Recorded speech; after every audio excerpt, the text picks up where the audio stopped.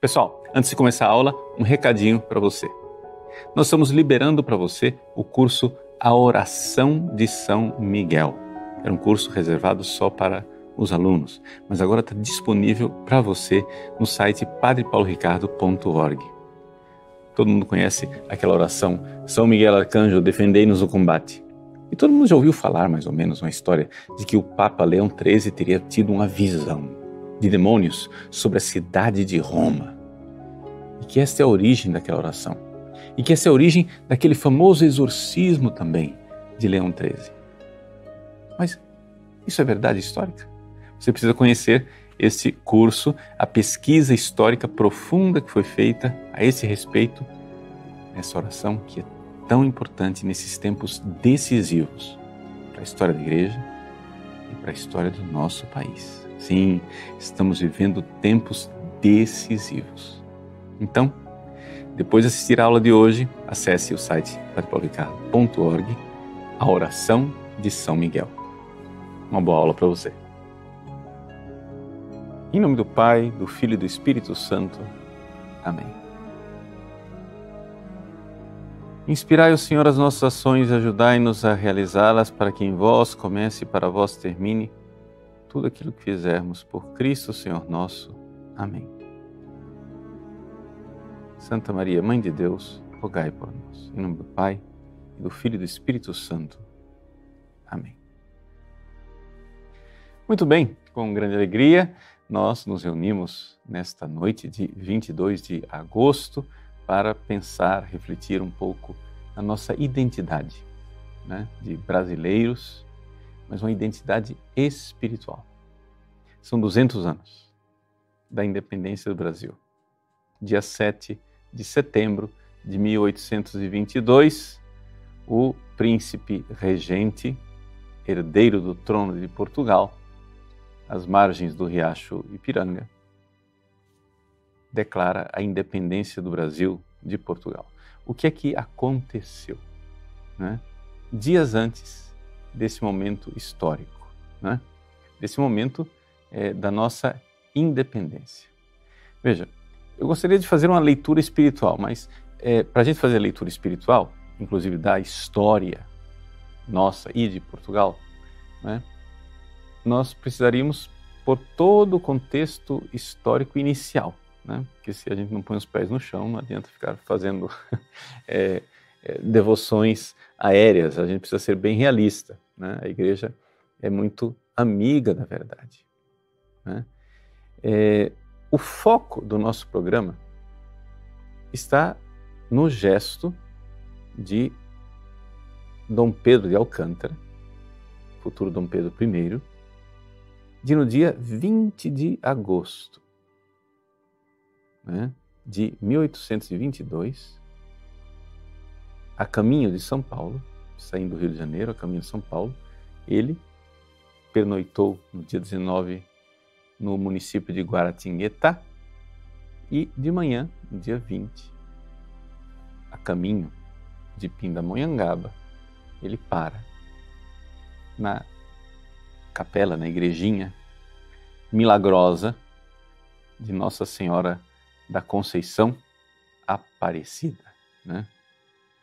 Era uma capela construída em cima do Morro dos Coqueiros, já tinha ali, né, muitos sinais de ex-voto de milagres, já eram 100 anos que a imagem tinha sido descoberta milagrosamente no Rio Paraíba e já tinha uma grande devoção popular. Não era ainda de proporções nacionais, mas já era uma grande devoção popular. E Dom Pedro faz uma prece diante dessa pequenina imagem.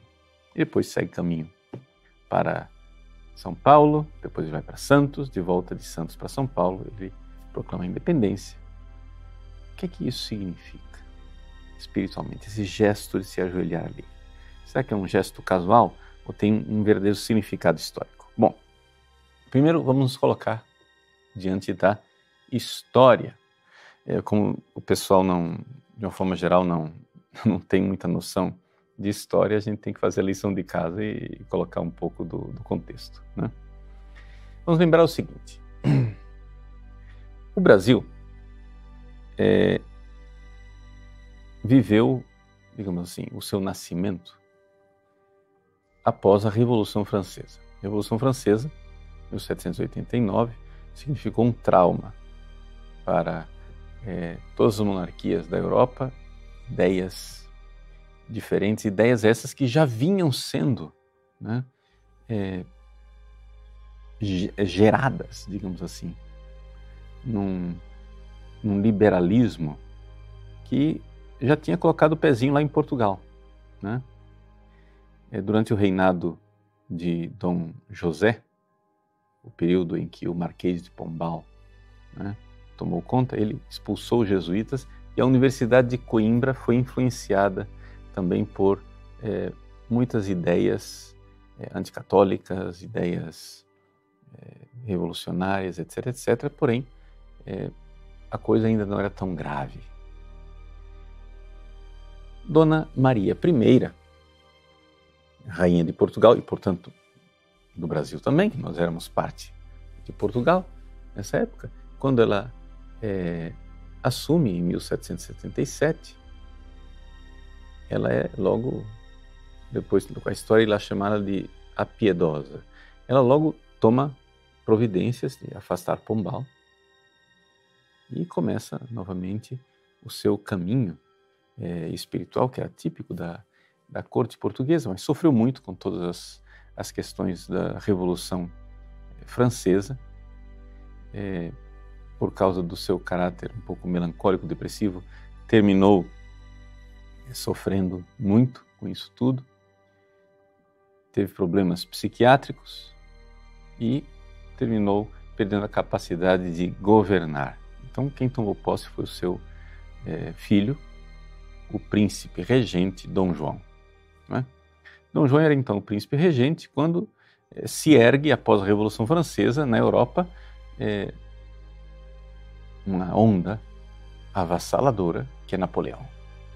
Napoleão começa a tomar conta de tudo. Napoleão é, digamos assim, o navio quebra-gelo para levar em todos os lugares os ideais da Revolução Francesa, né? Você vai dizer assim, mas padre, a Revolução Francesa diz que era a igualdade, etc e tal, os povos iguais, todo mundo é igual, todo mundo tem direito, isso, aquilo, E então, como é que é possível Napoleão ser a continuidade da Revolução Francesa se Napoleão é o imperador ditatorial? Parece que não bate, né? É que acontece o seguinte, os reis de França, eles eram reis de uma monarquia, de uma nobreza histórica. Com a Revolução Francesa, na França se instaurou uma anarquia, né? Veio depois do terror, milhares de pessoas guilhotinadas. Os próprios revolucionários começaram a se guilhotinar mutuamente. Eu não vou aqui dar aula de Revolução Francesa, mas você começou guilhotinando o rei, depois guilhotinando o clero, mas depois os próprios revolucionários começaram a caçar as bruxas entre eles mesmos. Como aquilo lá estava uma bagunça, né? Então, esse grande general estrategista, Napoleão, toma posse da coisa e então ele torna-se imperador. Mas é imperador de uma outra coisa. Ou seja, ele não representa mais a antiga nobreza. Ele é o representante, digamos assim, da nova classe, da burguesia, né? Que, no fundo, a Revolução Francesa foi isso. Ou seja, o poder econômico começou cada vez mais a tomar posse, né, dos destinos das nações. Mas, deixando de lado a França, que não é o nosso foco, Napoleão começou a invadir tudo.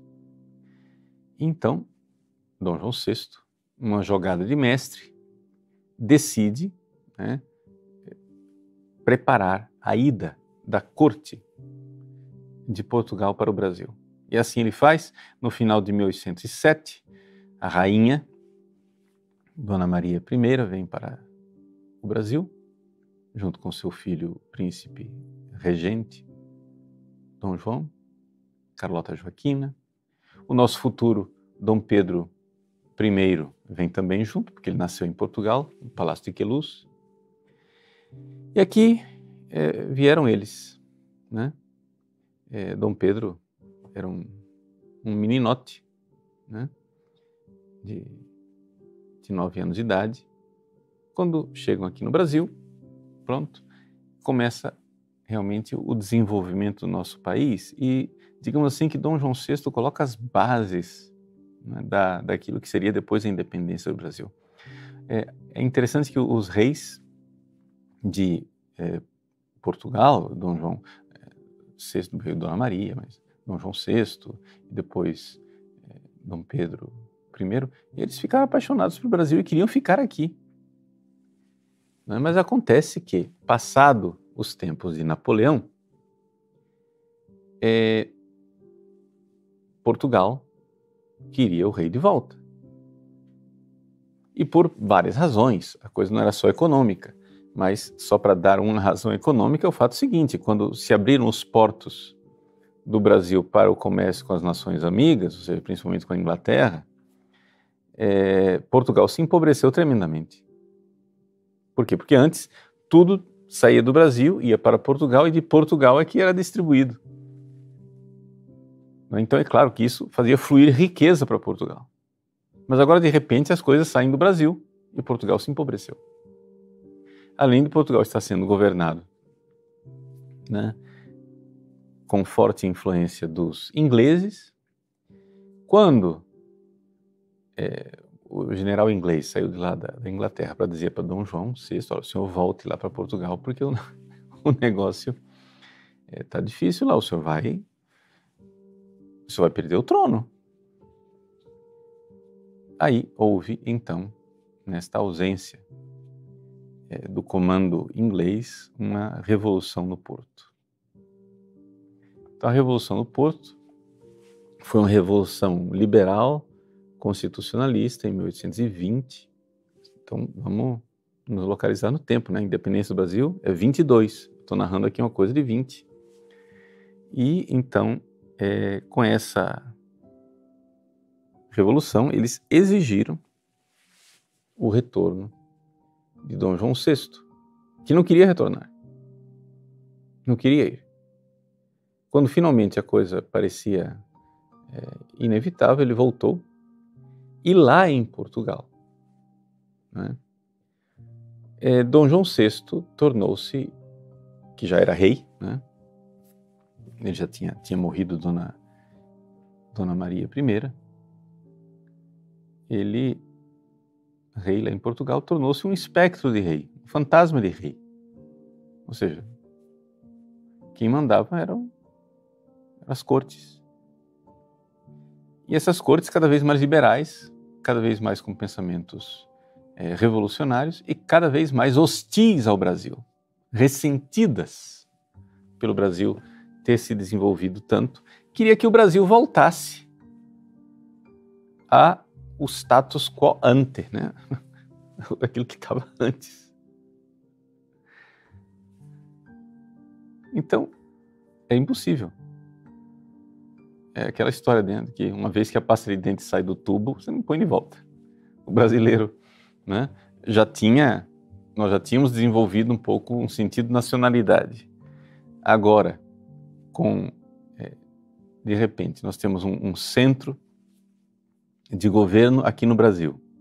O que é que eles queriam? Eles queriam que saísse todo o centro do governo do Brasil, ficasse somente as províncias, ou seja, o que são os estados atuais, né? As províncias, sem governo nenhum aqui no Brasil, sem nenhum vice-rei que fosse. E fosse tudo para Portugal, e tudo decidido em Portugal. Os brasileiros não aceitaram isso. Mas é claro, como em tudo na vida, tem quem sim, tem quem não, né? Dom João VI voltou para Portugal, mas deixou aqui o príncipe herdeiro do trono, Pedro de Alcântara, como príncipe regente, porque ele tinha aqui alguma coisa de governo do Brasil, então ele governava o Brasil em nome do seu pai, que era o rei, lá em Portugal. As cortes disseram, não. Como que o herdeiro fica lá no Brasil? Trata de vir para cá.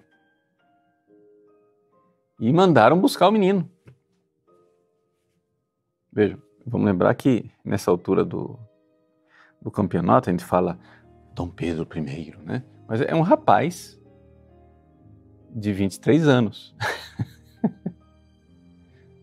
É um menino de 23 anos. Menino, assim, rapaz, tudo bem, foi formado, certamente tinha mais maturidade do que muitos, mas é sempre um rapaz de 23 anos. E em janeiro de 1822, diante do ultimato das cortes de que ele deve retornar, tem o famoso dia do fico, né? Se é para o bem de todos e a felicidade geral da nação, digam ao povo que eu fico. E ficou, desobedecendo ao pedido do governo de Portugal. Bom, as coisas lá se reuniram às cortes, foram eleitos deputados brasileiros, foram enviados deputados brasileiros para as cortes, muito debate, muita discordância, resumo da ópera, né? Também aqui no Brasil o debate começou a acontecer e, claro, a província de São Paulo começou a ter problemas. Por quê? Porque os Andrada, que eram de Santos, tinham uma forte influência em São Paulo e um dos Andrada estava governando São Paulo. Acontece que o pessoal pró-Portugal tirou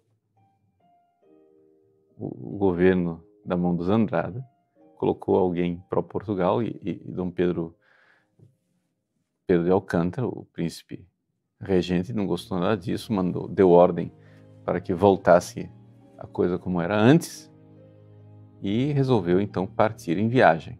Antes de partir em viagem, deixou Dona Leopoldina, sua esposa, né, arquiduquesa de Habsburgo, da casa de Habsburgo, austríaca, mais brasileira do que muitos, pelo amor que tinha à nossa pátria.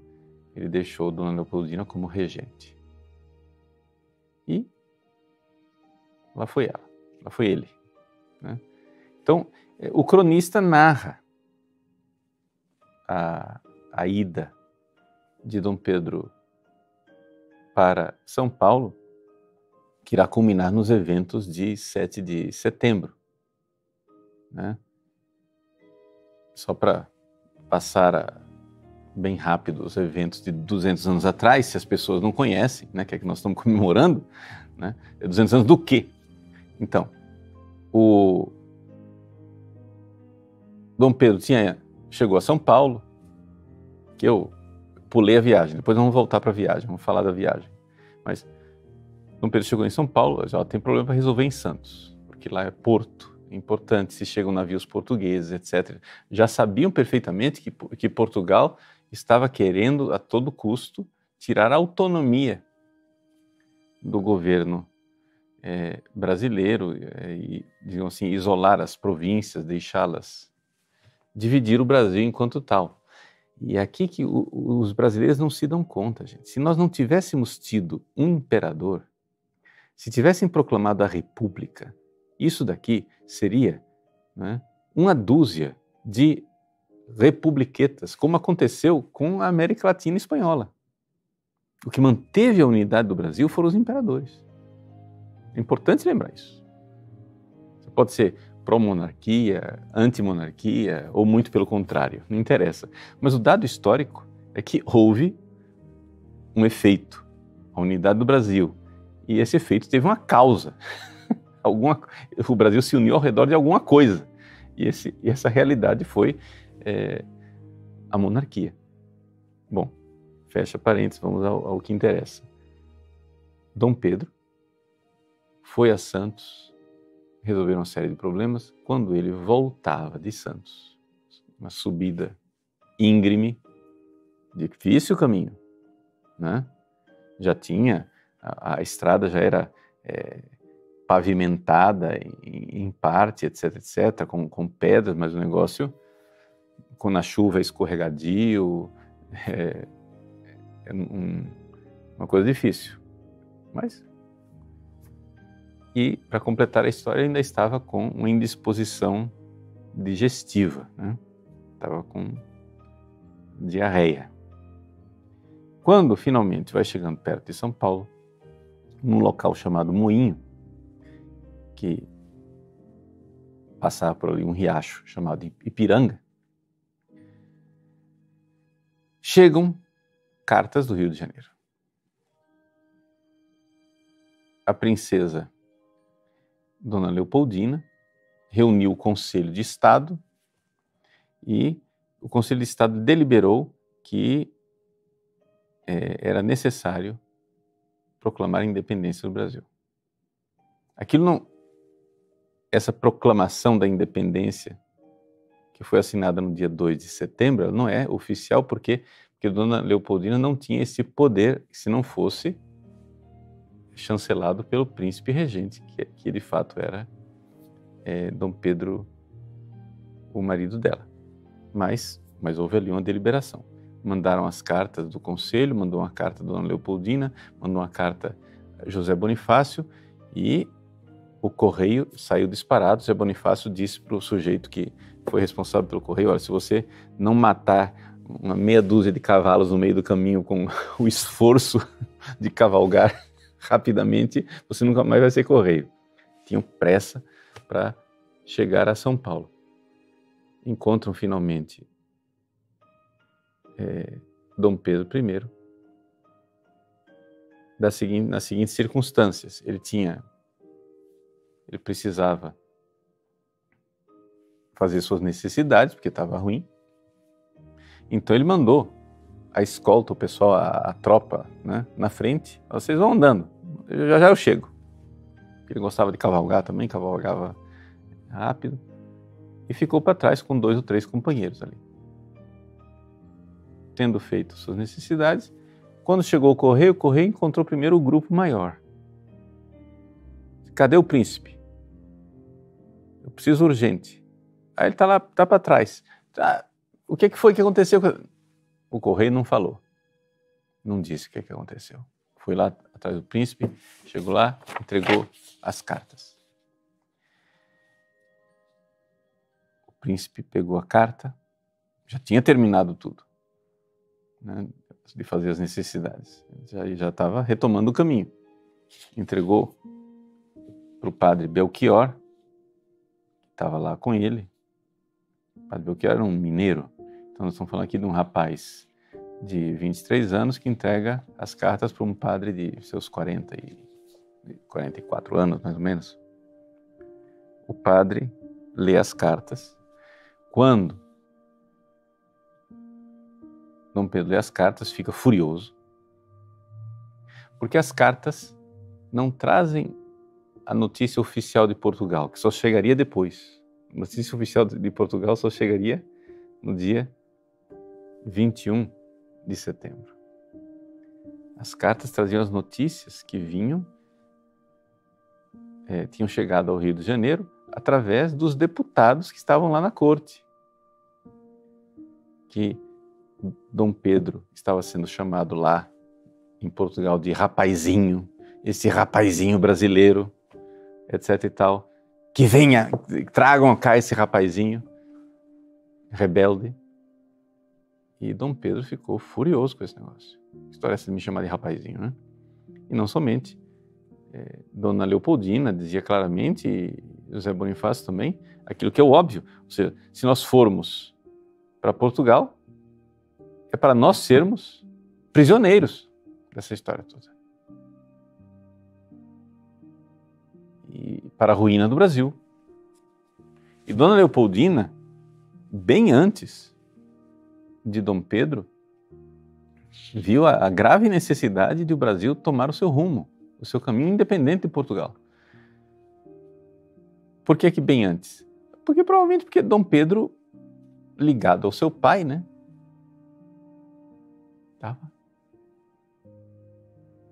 lá pensando, eu não posso desobedecer meu pai. As cortes estão mandando, Dom João VI também, pressionado pelas cortes, obviamente, pedia que ele voltasse.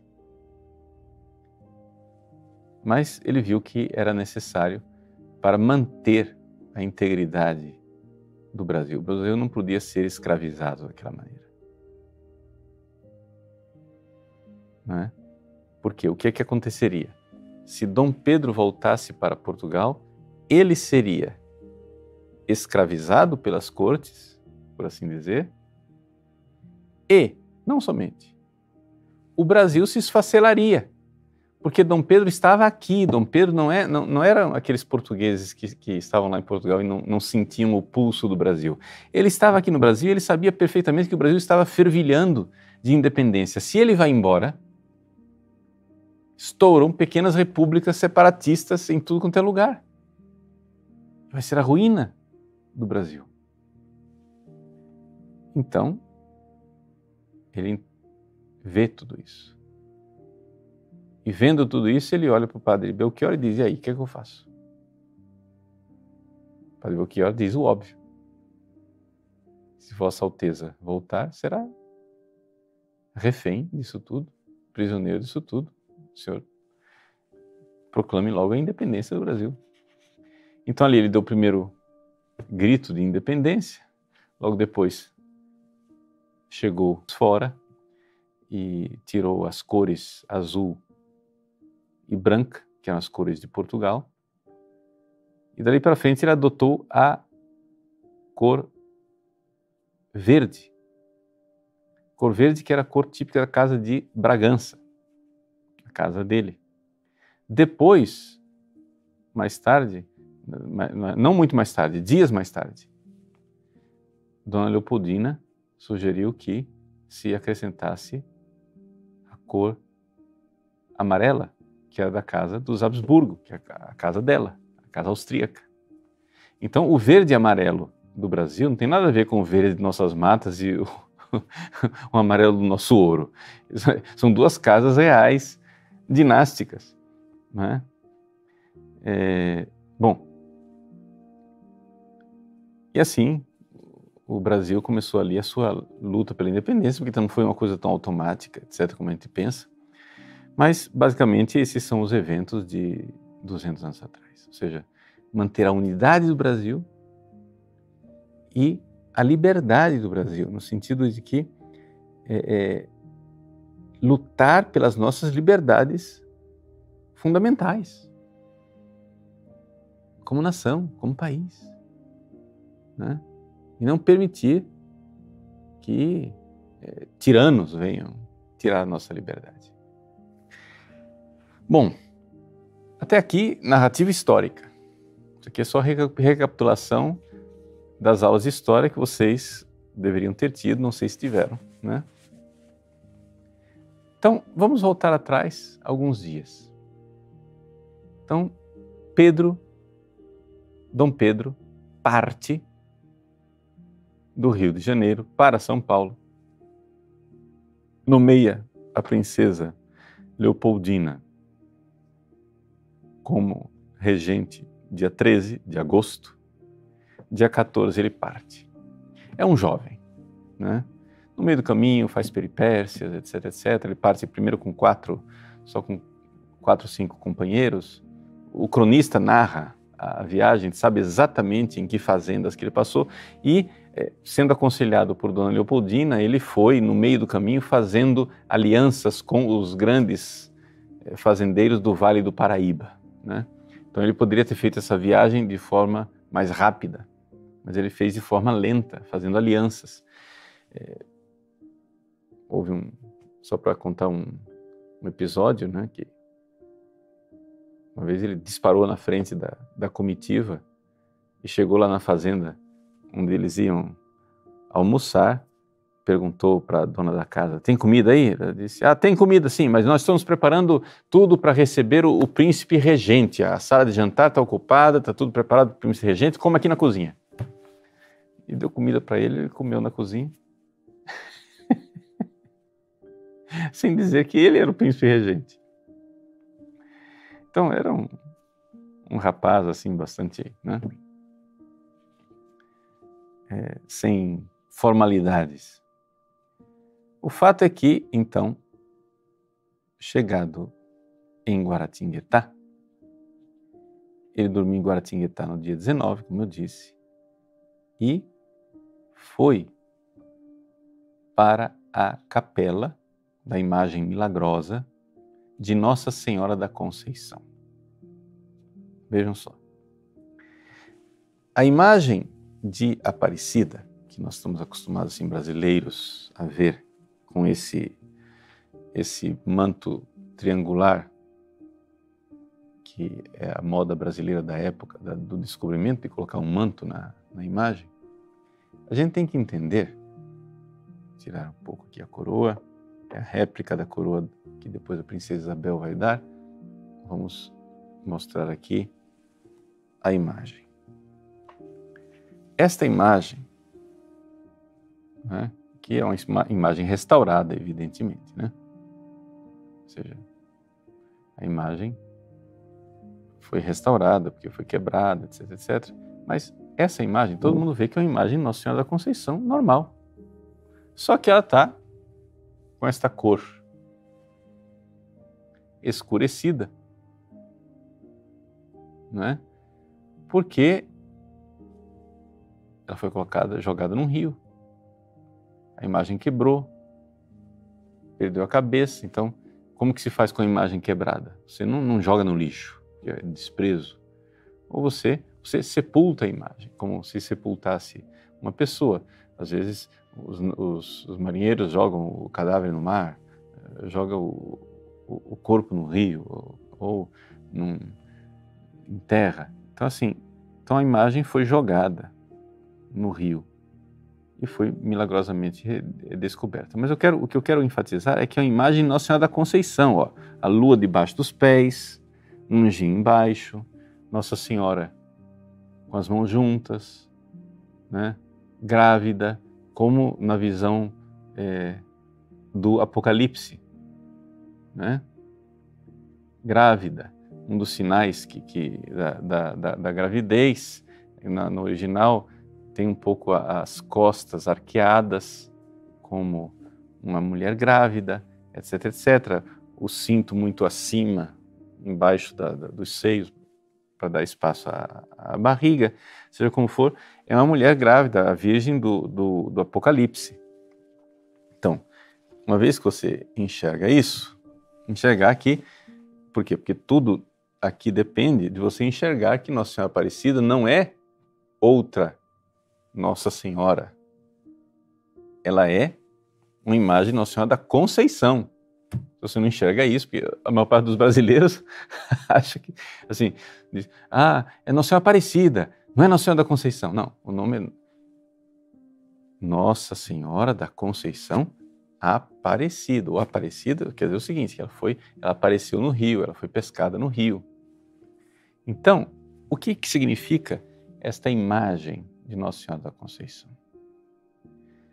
Dentro da história de Portugal e do Brasil, o que significa esse gesto simples de que, dormindo em Guaratinguetá, no dia 19 de agosto, no dia 20, 200 anos atrás, o príncipe regente se ajoelha diante da imagem milagrosa. Ele está no coração dele, vivendo os dramas da independência do Brasil. Ele já sabia das coisas, já sabia que devia tomar uma decisão. Os eventos estavam se precipitando. Que angústias tinha ele no seu coração? Ele ia para São Paulo para apaziguar um grupo que estava se desunindo. O que ele queria? Bom, o fato é o seguinte, não vamos canonizar Dom Pedro I, não é isso. Mas, por pecador que fosse, ele tinha fé, né? E se ajoelhou lá e se ajoelhou diante de uma imagem milagrosa. Agora, este gesto, ele nos remete à história de todos os reis de Portugal. E isto traz uma identidade para nós. Vamos então passar um pouco a história dos reis de Portugal, a história da devoção dos reis de Portugal à Nossa Senhora, e não somente, Nossa Senhora da Conceição, que explica por que é que se produziram tantas imagens de Nossa Senhora da Conceição, inclusive aqui no Brasil, né? E certamente explica a produção dessa imagem, que depois foi jogada no Rio Paraíba. Como bibliografia básica, simplesmente porque as fontes estão razoavelmente coligidas numa tese de mestrado do João Diogo Martins Mendes, que é da Universidade Católica Portuguesa, uma dissertação orientada pelo padre José Paulo Leite de Abreu.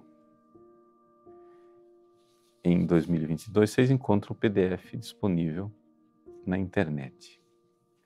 Então, toda essa documentação vocês podem ler de forma mais profunda, né, nesta tese que foi escrita. A história de Portugal está ligada à história de Nossa Senhora, né? Tanto que Portugal é conhecido como Terra de Santa Maria. Um dos primeiros nomes de Portugal era Terra de Santa Maria. Mas o primeiro rei de Portugal, Dom Afonso Henriques, né, conta a tradição que ele teria recebido um milagre, não é, de Nossa Senhora. Ele teria sido curado, que ele nasceu com um defeito nas pernas e foi curado por Nossa Senhora. Então, tão logo ele venceu os mouros na famosa Batalha de Urique, com aquela visão famosa de Jesus crucificado, etc., que eu já comentei aqui, o milagre de Urique várias vezes. Ele, como rei de Portugal, mesmo antes dos espanhóis reconhecerem que ele é rei, ele já consagrava o seu reinado a Nossa Senhora.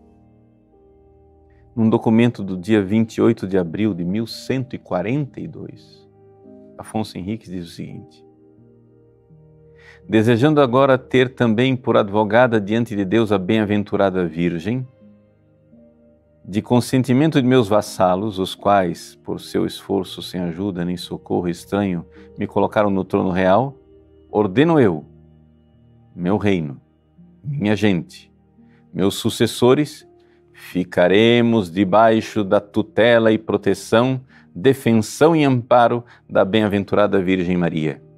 Portanto, a vós, Virgem Maria, é o primeiro rei de Portugal dirigindo uma oração a Nossa Senhora. A vós, Virgem, Mãe de meu Senhor Jesus Cristo, eu, humildemente servo vosso, Dom Afonso, rei de Portugal, vos peço que defendais meu reino dos mouros, inimigos da cruz de vosso Filho, e conserveis minha coroa livre de sujeição estranha. Conserveis minha coroa livre de sujeição estranha. Claramente aqui, a sujeição estranha imediata aqui são os espanhóis. Ou seja, a independência ou morte de Dom Afonso Henriques, ele a coloca debaixo da proteção de Nossa Senhora. Tá?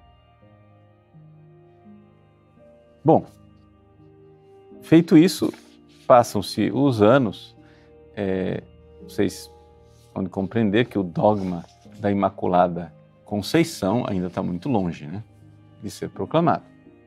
Só vai ser proclamado no século XIX, início de Portugal, século XII. Então, mas mesmo assim, né, o reino de Portugal começou cada vez mais a tomar consciência da importância do dogma da Imaculada Conceição. Inicialmente, não é?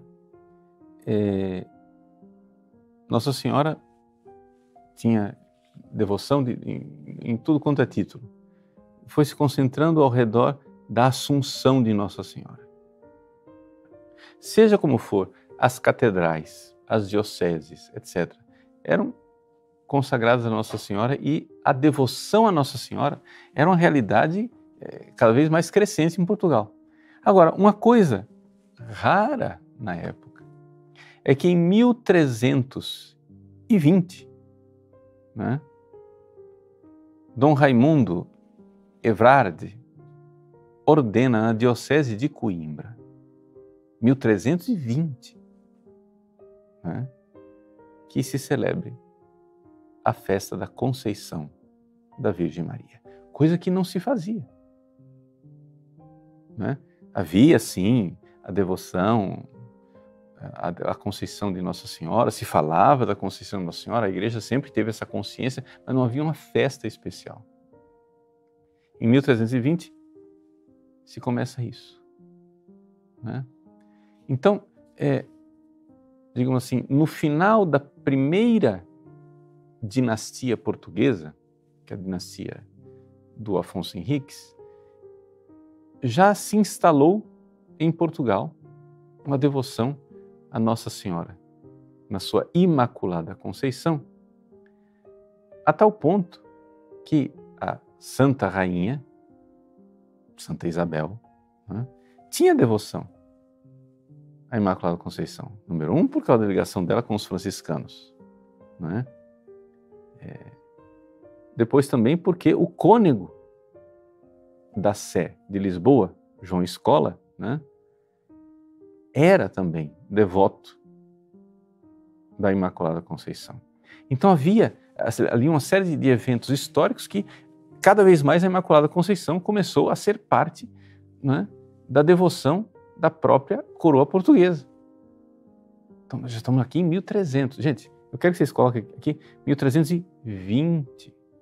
500 anos depois, Dom Pedro I está diante da imagem de Nossa Senhora da Conceição. Eu estou narrando uma longa história para vocês verem uma história espiritual. Pois bem, eu não vou aqui dar aula da história de Portugal, mas por uma série de problemas e desastres, né, a primeira dinastia do Afonso Henriques entrou num impasse. Por quê? Por casamentos e mortes de sucessores, etc., terminou que o herdeiro de Portugal, né, a herdeira de Portugal, estava ligada ao rei de Espanha. Então, no século XIV, né, se deu uma grande dificuldade na história de Portugal, que Portugal estava arriscando perder sua independência, porque o rei da Espanha começou a dizer, não, esse trono é meu, eu sou o legítimo herdeiro do trono. Então houve uma revolução em Portugal, em que um descendente bastardo, ou seja, filho natural, mas não legítimo, né, do falecido rei, foi então escolhido para ser o rei de Portugal. E tudo isso é muito argumentado pelo próprio João Escola e por um santo, São Nuno, né?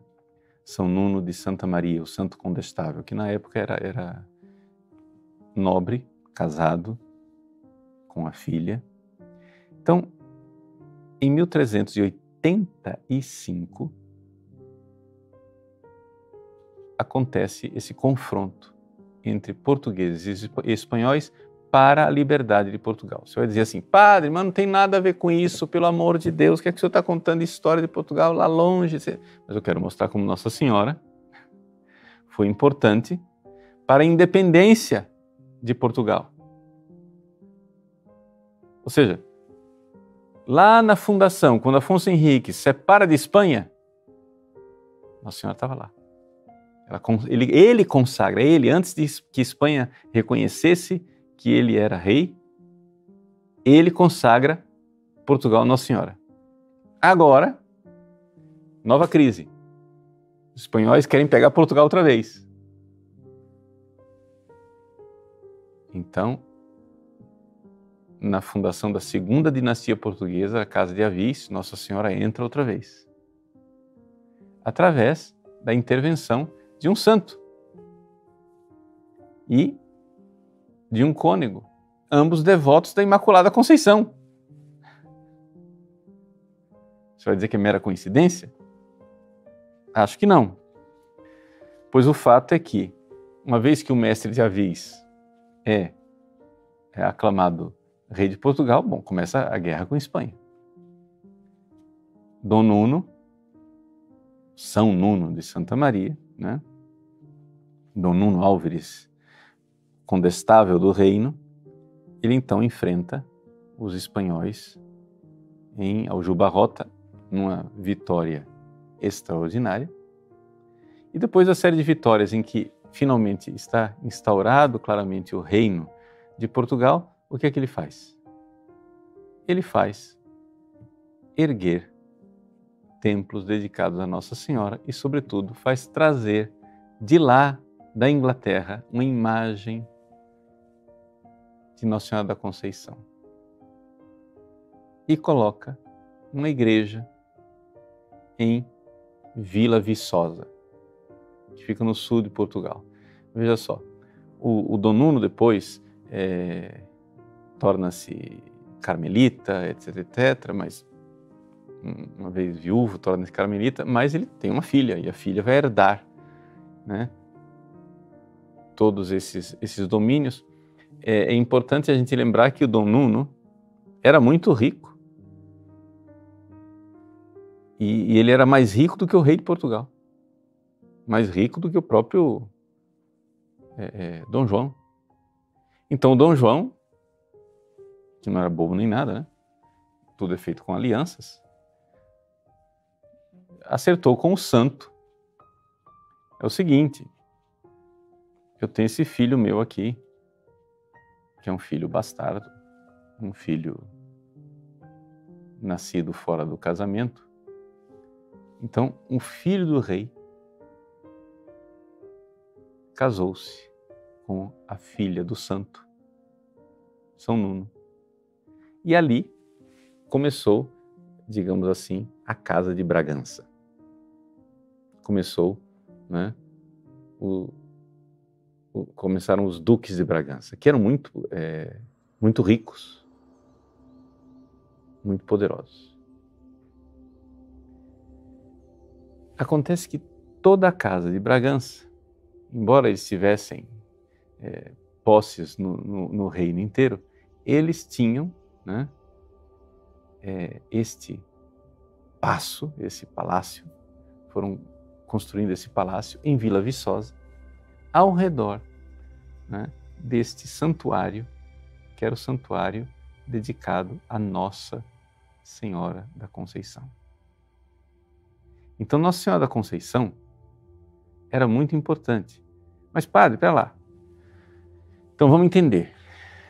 Primeira dinastia, Afonso Henriques. Aí, não deu certo, os espanhóis querem tomar o trono, pegam um bastardo, mestre Avis, funda a nova dinastia, Casa de Avis. O que é que o senhor está falando de Bragança? Porque vai aparecer lá na frente, né? Vai ter outra crise. Lá na frente vai vir a Casa de Avis, de Bragança. Calma. Mas eu quero que vocês notem, vejam como Nossa Senhora estava lá, para colocar no trono o mestre de Avis, Dom Nuno, devoto de Nossa Senhora da Conceição, estava lá, etc. Lutou, instaurou em Portugal, lutou pela devoção, né, de Nossa Senhora da Conceição. Estamos ainda na Idade Média, quando ninguém nem sonhava em declarar o dogma da Imaculada Conceição, né? Passa o tempo e ainda com a casa de Avis no trono, vêm as navegações, né? Começam os preparativos para as navegações, vai vir o Papa quer abolir os templários, né? Portugal recebe os templários, que é agora a Ordem de Cristo. A Ordem de Cristo, Dom Manuel, o rei que reinava em Portugal na época do descobrimento do Brasil, Dom Manuel Venturoso, manda construir em Lisboa a primeira igreja dedicada a Nossa Senhora da Conceição. E entrega essa igreja à Ordem de Cristo, na época do descobrimento do Brasil. Essa igreja depois foi destruída pelo terremoto de 1755, mas sobrou um pedaço dela e hoje você pode ir lá, né? Na Baixa Pombalina, que foi reconstruída por Pombal depois do terremoto, você pode ver lá a Conceição Velha, a igreja da Conceição Velha, onde eu já tive a graça de pregar e de me reunir lá com as pessoas e celebrar missa, etc. É dedicado a Nossa Senhora da Conceição. Ou seja, uma coisa antiquíssima. Em Portugal, a Ordem de Cristo tinha. Aí veio, depois que vieram os descobrimentos, para fazer uma longa história, uma história mais curta, nós então tivemos um período em que Portugal novamente ficou sem herdeiro, né? Ou seja, Dom Manuel descobriu o Brasil, etc. Depois vieram os reis posteriores. Quando veio Dom Sebastião morreu sem deixar herdeiros. Pronto. Quem que é o herdeiro? O herdeiro é o cardeal Dom Henrique. Mas o cardeal não tinha filhos, né? E pronto, o rei, novamente, o reino de Portugal, passa para a mão dos espanhóis. Que não era uma sucessão tão legítima assim, mas você sabe que, né? Quem pode, pode. Então Filipe II de Espanha torna-se Filipe I de Portugal. Então nós temos 3 reis Filipes, Filipe II, III e IV, que são reis de Portugal. É toda a época aqui no Brasil das invasões holandesas. Os holandeses eram nossos amigos, mas agora que vocês têm rei espanhol, vocês viraram inimigos. Os holandeses vêm, tomam conta do negócio, etc. Não vou entrar aqui em muitos detalhes, mas o fato é que, quando finalmente, depois de 3 reis espanhóis, Portugal quer restaurar a sua independência, olha só, pela terceira vez, quem que entra em ação? Nossa Senhora da Conceição. Como que aconteceu isso? Bom, primeiro, só para fazer justiça aos reis espanhóis, né? Os reis espanhóis eram também muito devotos de Nossa Senhora da Conceição. Em Salamanca havia o juramento de que todo professor que ensinasse tinha que ensinar o dogma da Imaculada Conceição, em Salamanca. E esse período também dos reis filipinos, dos reis Filipes, em Portugal, foi um período também de incremento da devoção à Nossa Senhora da Conceição. Cresceu bastante, né? E o rei Filipe III escreveu ao Papa pedindo que ele declarasse o dogma da Imaculada Conceição. E fazer isso ele foi investigar na Universidade de Coimbra. E na Universidade de Coimbra, todos os professores atestaram unanimemente que Coimbra sempre ensinou que Maria foi concebida sem pecado original. Nessa mesma onda, ainda com o rei Filipe III, o Senado de Lisboa manda colocar nas portas da cidade uma lápide dizendo: a Virgem Maria foi concebida sem pecado original, para o povo, para catequizar o povo mesmo, nas portas da cidade. Entrou na cidade, tá, a Virgem Maria foi concebida sem pecado original. Os bispos portugueses começam a fazer sínodos falando da Imaculada Conceição. O Sínodo da Guarda, em 1634, o Sínodo de Braga, em 1637, o Sínodo de Coimbra, em 1639. Falando da Imaculada Conceição. Tudo isso para colocar o contexto que quando finalmente é restaurada a monarquia em Portugal e o novo rei, Dom João IV, consagra Portugal Nossa Senhora da Conceição, isso não foi feito assim, o rei acordou e disse, vou consagrar Portugal. A quem? Não sei. Não, tinha uma história que foi gerada, tem uma história espiritual, tem uma realidade espiritual de gestação, de identidade, de DNA português. Vamos lembrar que nós, aqui no Brasil, estamos participando de tudo isso. Tá? É a época em que o Brasil, digamos assim, começou a gerar a sua nacionalidade com a Batalha dos Guararapes, né? Etc, etc. Pois bem. Uma vez que você tem 3 reis espanhóis, como que os portugueses vão sair dessa fria e trazer de volta um rei português? Bom, eles foram procurar quem que era lá na época da morte de Dom Sebastião, quem que seria o herdeiro. Encontraram, né, um descendente que seria Dona Catarina. Não vou aqui explicar toda a ligação de parentesco, porque nos levaria muito longe, mas o fato é que a descendência leva na direção, né, dos duques de Bragança. Quem são os duques de Bragança? Só para lembrar, são os descendentes de Dom Nuno, Condestável. A filha dele, a filha de Dom Nuno, casou-se com um filho bastardo do mestre de Avis.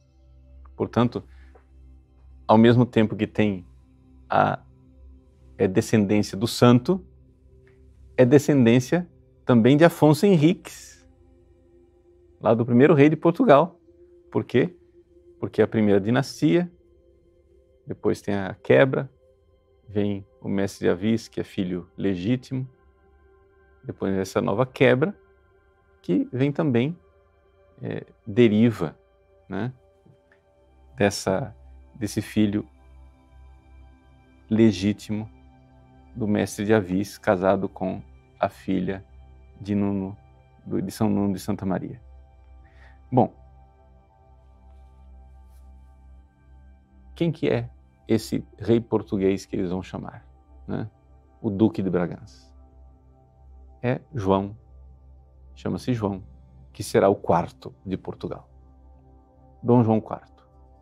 Eu não vou aqui gastar tempo com a figura de Dom João, Dom João IV, que é uma figura bastante controversa, etc. tal, bem falado, mal falado, em termos de virtudes pessoais. O que nos interessa aqui é simplesmente a devoção de Dom João IV a Nossa Senhora da Conceição. Veja, são os duques de Bragança, a Casa de Bragança, quem está guardando, né, a devoção enorme que herdaram de São Nuno a Nossa Senhora da Conceição. São Nuno mandou trazer uma imagem lá que ainda hoje é venerada em Vila Viçosa. A imagem foi trazida da Inglaterra. Estamos em plena Idade Média, ele manda trazer uma imagem da Inglaterra de Nossa Senhora da Conceição.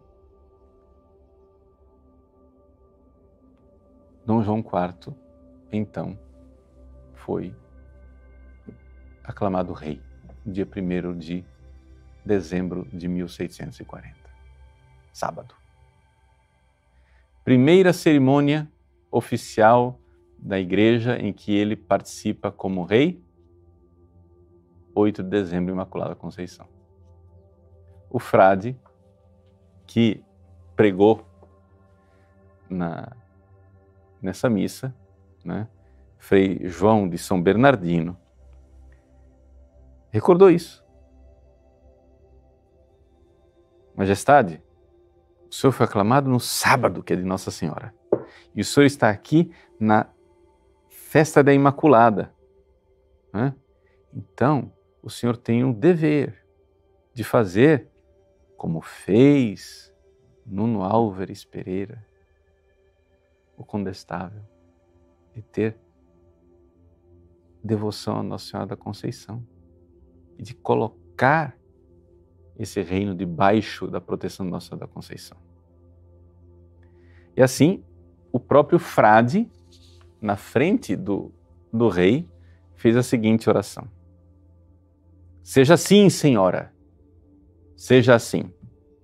E eu vos prometo, em nome de todo este reino, que ele, agradecido, levante um troféu à vossa Imaculada Conceição, que, vencendo os séculos, seja eterno monumento da restauração de Portugal. Então, o fato de que Portugal é restaurado, a monarquia portuguesa se livra outra vez do domínio espanhol, a independência ou morte, é a terceira vez que os portugueses se livram dos espanhóis.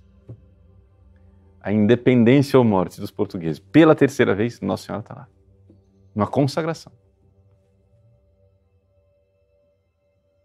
Uma consagração a Nossa Senhora.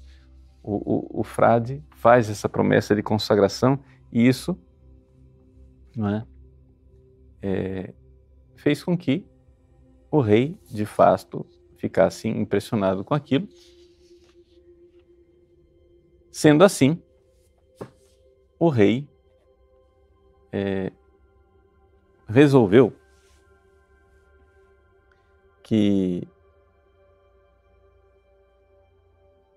a Universidade de Coimbra deveria fazer um juramento igual ao de Salamanca, de que nenhum aluno deveria se formar em Coimbra que fosse contra o dogma, que não era dogma ainda proclamado, que fosse contra a Imaculada Conceição de Nossa Senhora. Todos os professores deveriam fazer um juramento que Nossa Senhora é Imaculada.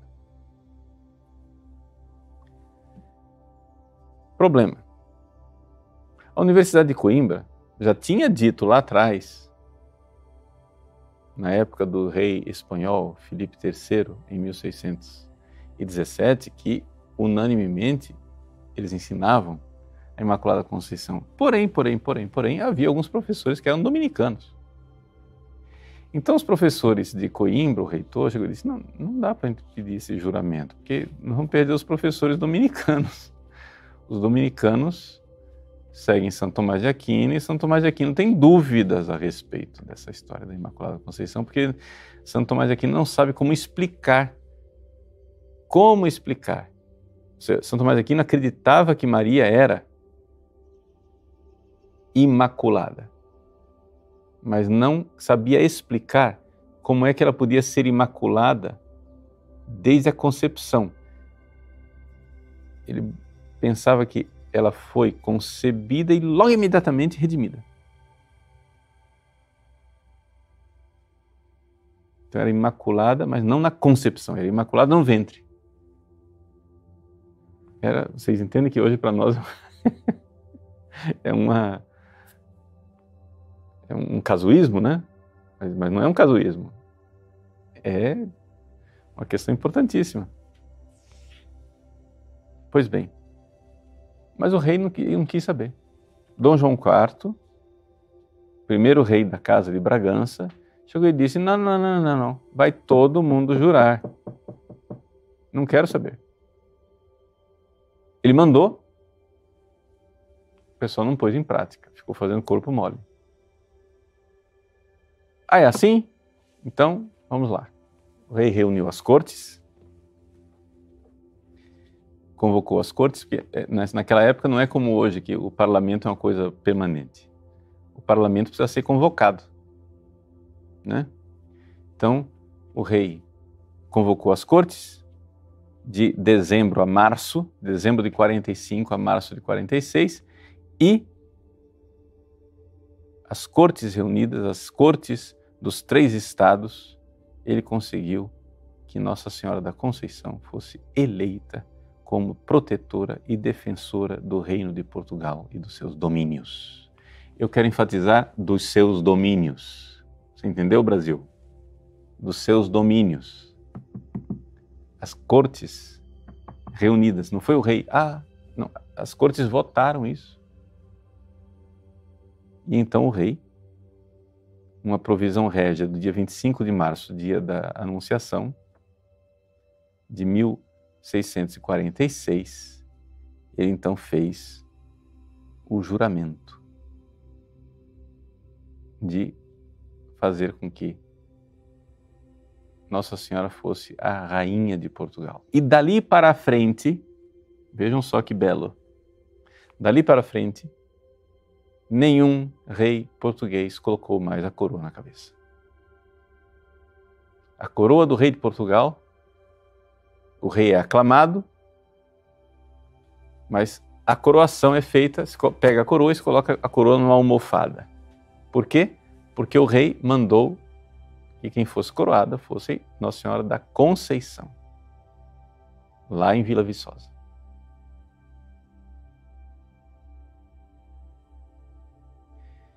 E isso aconteceu aqui no Brasil. Quando morreu Dona Maria, né? E o rei Dom João VI foi aclamado rei, e foi aclamado rei no Rio de Janeiro. Foi aclamado rei de Portugal no Rio de Janeiro. Foi feita uma grande festa, né? No Rio de Janeiro, em que ele era aclamado, e então Dom João VI, aclamado rei de Portugal, a coroa foi depositada na almofada.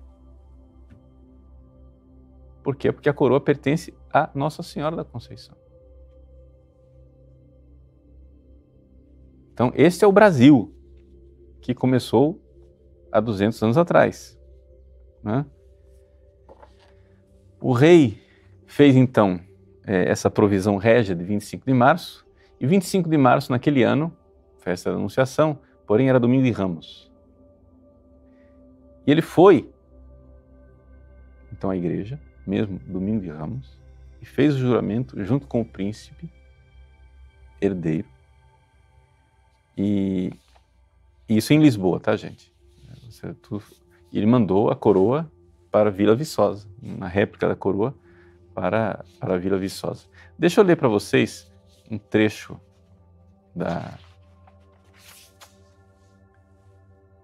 do juramento que foi feito pelo rei, para vocês entenderem que o rei estava plenamente consciente de que ele estava fazendo algo ligado à história, ao DNA de Portugal. Falando de todas as casas, né, os períodos históricos de Portugal. Ele começa assim: Dom João, por graça de Deus, rei de Portugal de Algarves, da Quém e da Além-Mar, em África, senhor da Guiné e da Conquista, navegação e comércio da Etiópia, Arábia, Pérsia e da Índia, etc. O Brasil está aqui nessa história, né? Faço saber aos que esta minha provisão viram, que, sendo hora restituído por mercê muito particular de Deus Nosso Senhor, a coroa desses meus reinos e senhorios de Portugal. Veja, aqui é importante lembrar o seguinte: a essa altura do campeonato, Dom João IV, que tinha sido aclamado em 40, nós estamos em 46, ele ainda não tinha sido reconhecido nem por Espanha, ele estava em guerra.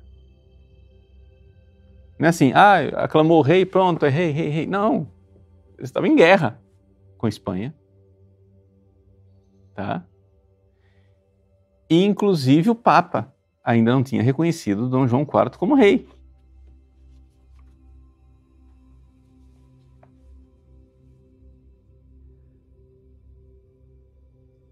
Considerando que o senhor rei Dom Afonso Henriques, meu progenitor,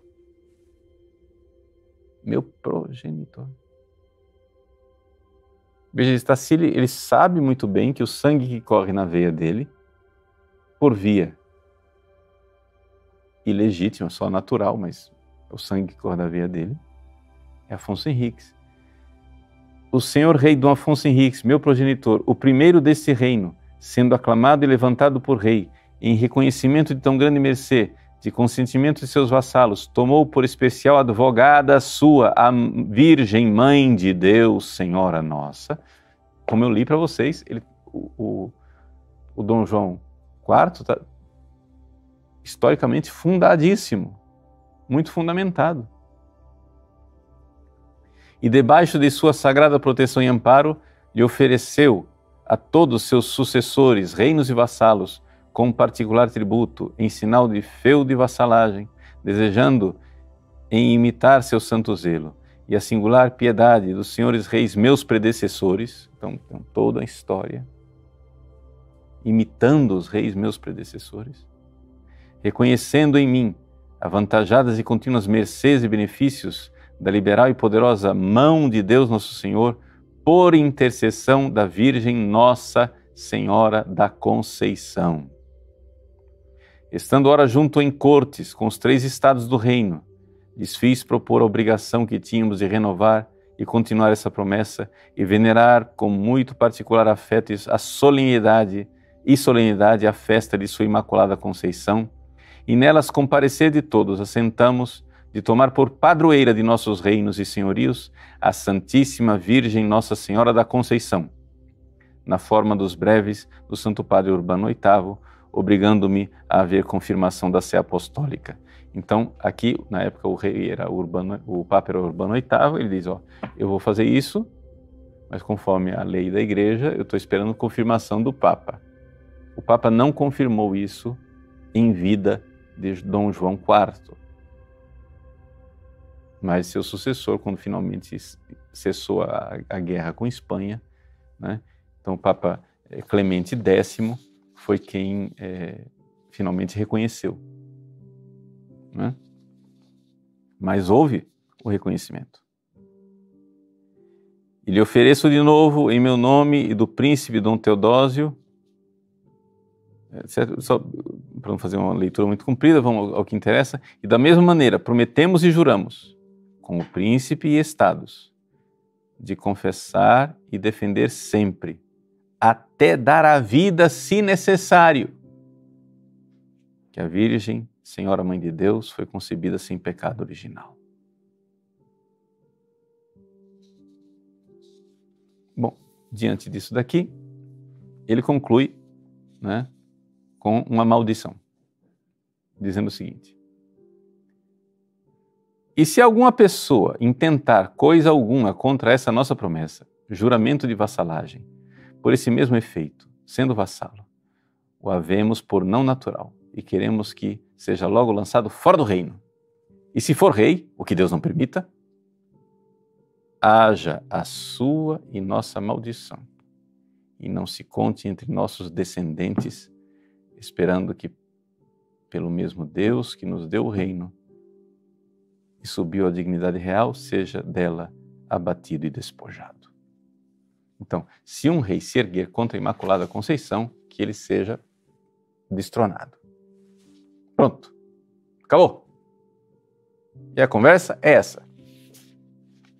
Então, quando a gente diz assim, Portugal foi consagrado a Nossa Senhora, vocês entendem que quando a gente põe essa história diante dos olhos, não é um ato assim, o rei acordou e disse, consagrar para quem? Vocês entendem? Que isso é o DNA. É o DNA destes reis. E Dom Pedro de Alcântara era filho destes reis. Aí você chega e diz, mas isso não tem nada a ver com o Brasil. Não tem nada a ver com o Brasil? Então vamos lá. Só para não deixar para trás um pedaço da história. Vocês se lembram que Coimbra tergiversou, dizendo, não vamos fazer esse juramento, que os dominicanos não vão ficar contentes, né? Aí quando finalmente o rei fez o juramento, ele, diante do exemplo do rei, aí o pessoal de Coimbra disse, agora não tem jeito. Não tem como fazer corpo mole. E então, né, os alunos, ainda hoje na capela da Universidade de Coimbra, do lado do Evangelho, se lê uma lápide, onde está lá escrito, né, que no ano de 1646, sábado, 28 de julho, sendo o Papa Inocêncio X, né, e João IV, felicíssimo rei de Portugal, Felicissimo Lusitania Rege, sendo reitor, Emanuel de Saldanha, etc, etc, etc. Então, coloca lá que todos estão obrigados a ensinar a Imaculada Conceição. Então, fizeram o juramento, os dominicanos perderam as cátedras, não é? Depois tentaram negociação com o rei, etc e tal, mas seu rei, olha lá, nós prestamos um serviço, nós queremos lembrar o senhor que o senhor tem poder temporal, o Papa não fez dogma ainda, o senhor, estavam dizendo para o rei, ó, seu rei, isso é uma usurpação do poder temporal no sagrado, o senhor não pode exigir esse juramento, e não podia mesmo, canonicamente ele não podia. Mas Dom João IV não quis saber de direito canônico, chegou e disse, olha, é o seguinte, está escrito, pronto, acabou, e é isso mesmo. Então, não conseguiram demover o rei, não tem conversa, com Nossa Senhora não tem conversa, não quer saber se o direito canônico está do lado de vocês, eu estou do lado de Nossa Senhora, e está destituído. Então, feito isso, ele mandou carta régia a que todas as câmaras do país elegessem Nossa Senhora como padroeira. Nossa Senhora da Conceição como padroeira. Todos os municípios. Não é só o reino, não. Agora os municípios vão fazer o trabalho. Vai lá. Município por município se consagrando a Nossa Senhora. Não é? E, assim, quando ele morreu, depois que ele morreu, no dia 13 de fevereiro de 1668, houve a confirmação de Roma, né, confirmando,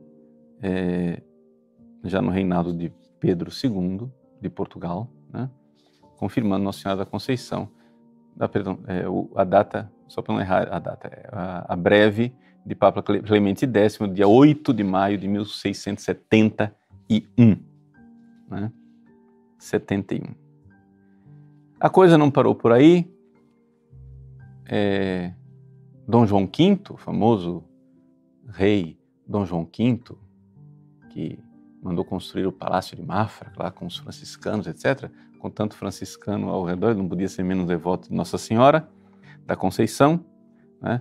Mandou carta para a Universidade de Coimbra, falando da solenidade de Nossa Senhora da Conceição, e como isso era importante, etc., etc., Então, é desta época do reinado de Dom João V que se deu a descoberta, a pescaria milagrosa da imagem de Nossa Senhora da Conceição. Então, vocês entendem o que é que significa que aqueles pescadores lá de Guaratinguetá tenham pescado a imagem de Nossa Senhora da Conceição. Você coloca esse contexto histórico, vocês entendem o que é que significa. Ora, porque no reino inteiro começaram a se produzir imagens de Nossa Senhora da Conceição, porque é a devoção, porque cada Câmara Municipal, porque cada lugar, Nossa Senhora da Conceição, Nossa Senhora da Conceição, Nossa Senhora da Conceição. Tudo isso foi promovido a partir de uma longa história, mas sobretudo por esse esforço de Dom João IV. Onde os reis de Portugal não mais colocaram a coroa na cabeça. Agora tem uma rainha. Tem uma rainha. Quando veio para o Brasil, veio Dona Maria I, Dona Maria I também, a piedosa, evidente, ela era devota de Nossa Senhora da Conceição, ela mesma foi lá e se inscreveu, né, como escrava na confraria de Nossa Senhora da Conceição de Vila Viçosa. E, uma vez feito rei, Dom João VI, aqui no Brasil ainda, com a morte da sua mãe, ele começou a reinar no dia 20 de março de 1816, ele então instituiu a Ordem Militar de Nossa Senhora da Conceição de Vila Viçosa, um decreto do dia 16 de fevereiro de 1818.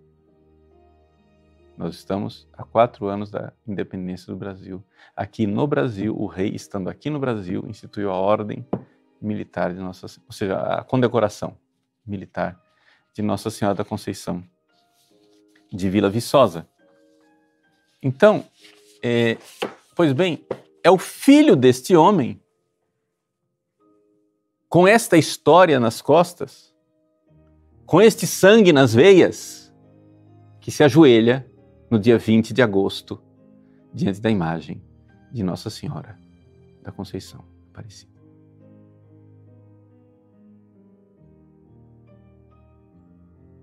Você entendeu o significado disso? As 3 vezes que Portugal procurou a independência, porque os espanhóis estavam na cola, Nossa Senhora da Conceição estava lá. Primeiro, Nossa Senhora, de uma forma geral, mas depois explicitamente Nossa Senhora da Conceição com São Nuno e depois Nossa Senhora da Conceição com Dom João IV. Agora que o Brasil,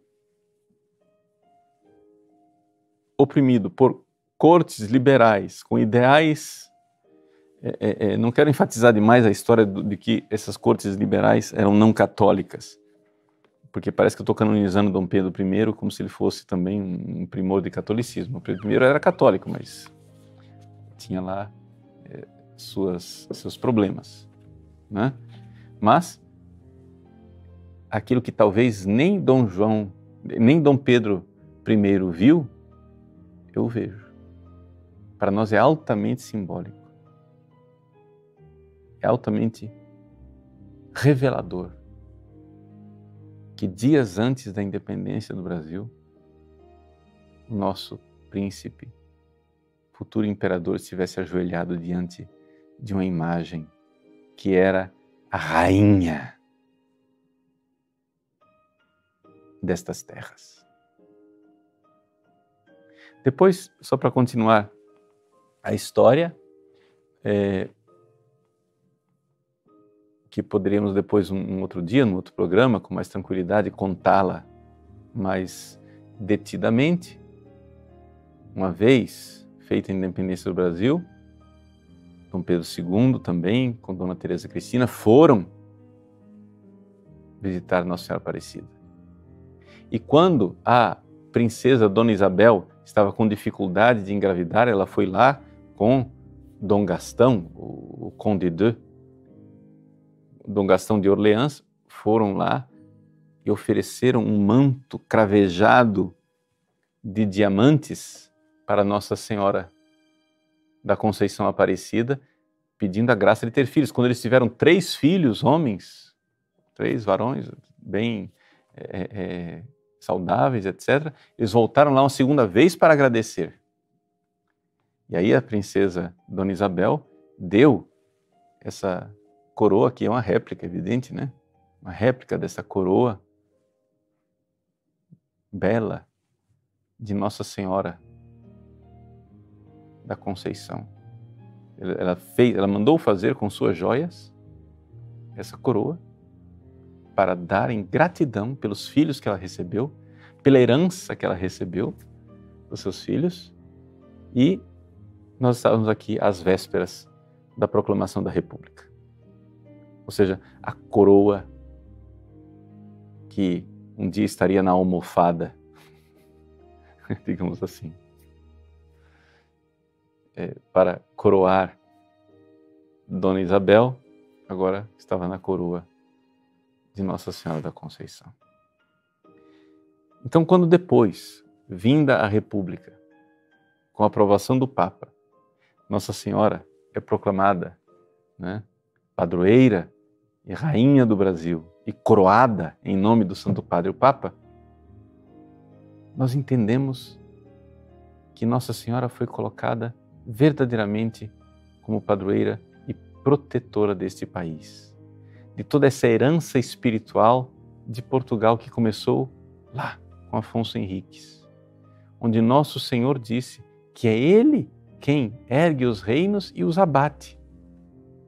É Ele quem vai constituir o reino de Afonso Henriques em cima de uma pedra, de uma rocha firme, para que o seu nome seja levado aos povos. E todas as vezes que Portugal passou dificuldades, né, se interpretava sempre essa realidade de que Portugal, de alguma forma, estava sendo infiel à sua herança. Quando Jesus apareceu a Afonso Henriques, lá no Milagre de Ourique, vai chegar assim, padre, tudo isso é lenda. Olha, não vou entrar nesse debate, se Ourique é lenda ou não. O que acontece é o seguinte, os reis de Portugal, todos, ao longo da história, criaram sua identidade sabendo que aquilo existia. E isso está no brasão de Portugal até hoje. Né? No brasão de Portugal você tem lá, né, 5 pequenos escudos. Dentro desses 5 escudos tem 5 bolinhas brancas. Essas 5 bolas brancas são as chagas de Nosso Senhor Jesus Cristo. Porque Jesus apareceu crucificado para Afonso Henriques. Então, as chagas, está lá no escudo de Portugal. Ou seja, essa identidade de Portugal, se Portugal está rejeitando sua identidade, o próprio Jesus previu isso. Porque ele disse assim, né, que iria fundar o seu reino, iria fundar Portugal nessa identidade, para levar o seu nome, né? E Portugal, então, tinha que se apegar a essas chagas de Cristo que apareceu lá, o milagre de Ourique. O que acontece, porém, é o seguinte, é que no escudo, aquelas bolas brancas, elas podem significar 2 coisas. Para os fiéis, as 5 chagas de Cristo. Para os infiéis, as 30 moedas de Judas. Mas como assim, padre? São 5 escudos. Cada 5 escudos com 5 bolinhas brancas. Mas 5 vezes 5 dá 25, padre. Sim, mas a do meio se conta 2 vezes. Ou seja, como é que você conta? 1, 2, 3, 4, 5, 6.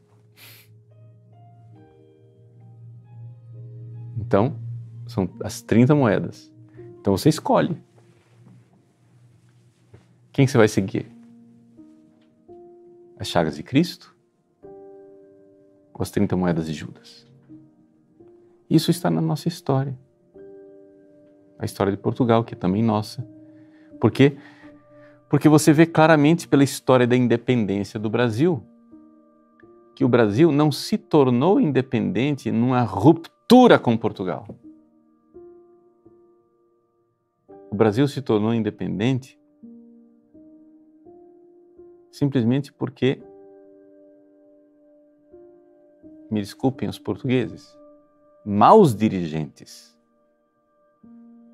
de Portugal forçaram o Brasil.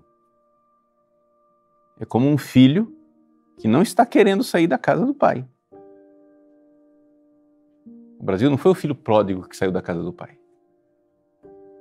O Brasil foi simplesmente o filho que, vendo que o pai, como Noé, momentaneamente bêbado, tinha perdido a razão, saiu de casa para não ser maltratado. Ou seja, é como se as cortes de Portugal tivessem forçado o Brasil a tomar aquela atitude. E a gente vê historicamente que foi isso. Claro, havia movimentos insurrecionistas no Brasil, etc, etc. Mas se não fosse a atitude das cortes portuguesas, ou seja, o Brasil, o movimento de independência do Brasil não foi um movimento revolucionário. É importante a gente lembrar disso. Ou seja, o que é um movimento revolucionário? Vamos pegar a Revolução Francesa. A Revolução Francesa é um movimento que as pessoas perdem suas liberdades numa concentração de poder, porque este pessoal que concentra o poder está prometendo um futuro melhor. égalité, fraternité, liberté. Vocês percam a liberdade que eu vou dar liberdade para vocês. Vocês percam a igualdade que eu vou dar igualdade para vocês. Vocês percam a fraternidade que eu vou dar fraternidade para vocês. Ou seja, quem acredita nessa promessa, mas tudo bem. Ou seja, de uma concentração de poder, a promessa de um futuro. O Brasil não nasceu disso. O Brasil nasceu da vontade de nós mantermos as nossas liberdades. Quem estava querendo concentrar poder eram as cortes portuguesas. Essas eram revolucionárias. Eles estavam querendo tirar nossas liberdades. Concentra o poder aqui. Não quero julgar, assim, não estou canonizando todos os atores desse drama, que foi a independência do Brasil, mas o fato é o seguinte, né? Brava gente brasileira, longe vá, temor servil. Ou ficar a pátria livre, ou morrer pelo Brasil.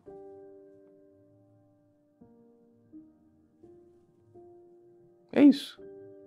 Liberdade. E como a história de Portugal nos mostra, sempre tem momentos em que a liberdade está colocada a risco, um risco. Então, olhando para essa história lá atrás, nós vemos que nós precisamos de Nossa Senhora. O Brasil, mais do que nunca, precisa da Virgem Maria. Precisa de Nossa Senhora da Conceição, que esmague a cabeça da serpente. Né? Nossa Senhora da Conceição, a Aparecida, que nós celebramos no dia 12 de outubro. Se você for ver nos registros históricos, quando foi encontrada a imagem? Nós não sabemos a data exata. Se debate, mas certamente não foi 12 de outubro. Alguns falam que tenha sido talvez 17 de outubro. Mas, por alguma razão que ninguém sabe explicar por quê, alguém calculou 12 de outubro e ficou 12 de outubro. Só que por uma coisa da providência divina, 12 de outubro é o aniversário de Dom Pedro I.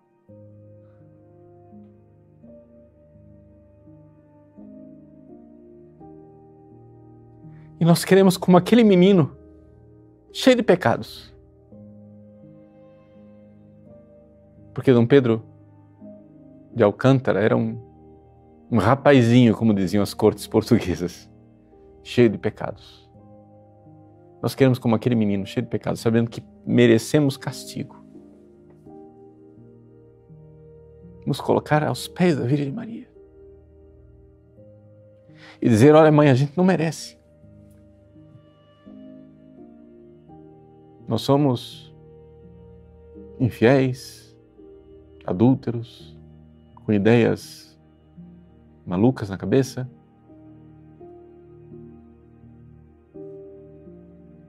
Mas nós estamos precisando da Senhora. Nós estamos precisando da Senhora. E como filhos pródigos, rejeitando as 30 moedas de Judas, abraçamos a cruz de Cristo e queremos dizer, amparai-nos e protegei-nos. Esmagai, Senhor, a cabeça da serpente. Porque o dragão, cor de fogo, quer devorar aos vossos filhos. Vinde, Senhor, em nosso auxílio. Socorrei-nos sem demora. Colocai o Brasil debaixo de vosso manto sagrado. Em nome do Pai, e do Filho, e do Espírito Santo. Amém.